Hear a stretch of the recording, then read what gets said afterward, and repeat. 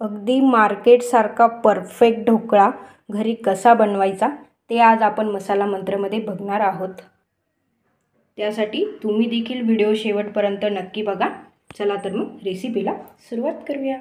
तर ढोकळा बनवण्यासाठी मी इथे एक मिक्सर जार घेतलेला आहे। आपण जे आज ढोकळ्याचं बॅटर बनवत आहोत तर ते आपण मिक्सरच्या भांड्यामध्ये असं मिक्स करून घेणार आहोत। तर मी इथे 1 कप असं बेसन पीठ घेतलेलं आहे। तर त्यामध्ये मी अर्ध्या कपाला देखील थोडंसं वरती असं मी पाणी घेते।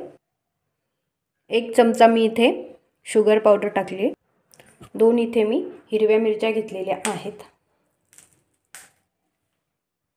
चवीनुसार मीठ। हळदीऐवजी मी इथे खाण्याचा पिवळा रंग घेते। यामध्ये अर्ध लिंबू घ्यायचा आहे। तर तुम्ही इथे सायट्रिक ॲसिड वापरलं तरी चालेल। आणि आता मिक्सरमध्ये आपल्याला हे फिरवून घ्यायचं आहे।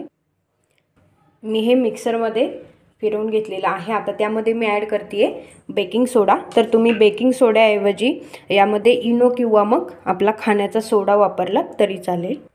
आणि ढोकळा मस्त सॉफ्ट होण्यासाठी मी इथे 2 चमचे तेल ॲड करते। आणि आता हे बॅटर आपल्याला पुन्हा मिक्सरमध्ये फिरवून घ्यायचं आहे। तर मी इथे एक केक टिन घेतलेला आहे। त्याला आपण सर्व साइडनी व्यवस्थित असं तेलाने आणि त्यानंतर आपण जे बॅटर मिक्सरमधनं फिरवून घेतलेलं आहे ते आपण आता ह्या बाउलमध्ये ट्रान्सफर करणार आहोत। तर हे मी ह्या टिनमध्ये ओतून घेतलेलं आहे। आता आपण मायक्रो ओव्हनमध्ये हे ठेवणार आहोत। ढोकळा ओव्हनमध्ये ठेवलेला आहे। तर मी इथे ओव्हन पूर्णपणे फुल केलेला आहे आणि साधारण 5 मिनिटाचा मी इथे टायमर लावलेला आहे। बघू शकता इकडे आपला ढोकळा मस्त असा फुगलेला आहे। ढोकळा रेडी होतोय तोपर्यंत आता आपण इकडे फोडणीची तयारी करूया। तर मी इथे गॅसवरती फोडणीचा पॅन ठेवलेला आहे। त्यामध्ये मी 2 चमचे तेल ॲड करते। तेल गरम झालं की त्यामध्ये मी 1 चमचा मोहरी ॲड करते।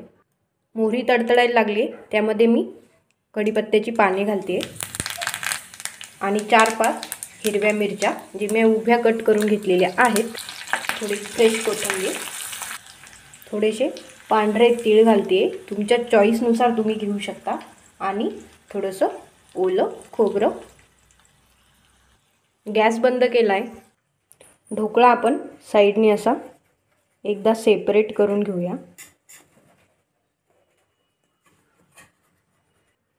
त्यानंतर मी तो असा डिशमध्ये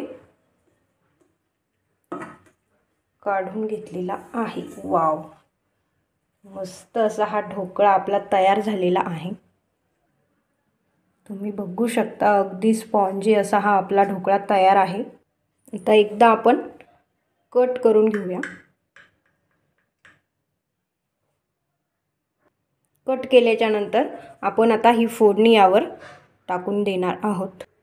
तर मी ही फोडणी ह्या ढोकळ्यावरती सगळी ओतून दिलेली आहे। तुम्ही बघू शकता खूप मस्त आपला हा ढोकळा दिसतो आहे आणि टेस्ट देखील याची खूपच सुंदर झालेली असेल। अगदी मार्केटसारखा सॉफ्ट असा हा ढोकळा तुम्ही देखील घरी ट्राय करून बघा। आणि तुम्हाला ही माझी रेसिपी कशी वाटली मला कमेंटमध्ये जरूर कळवा आणि व्हिडिओला लाईक करायला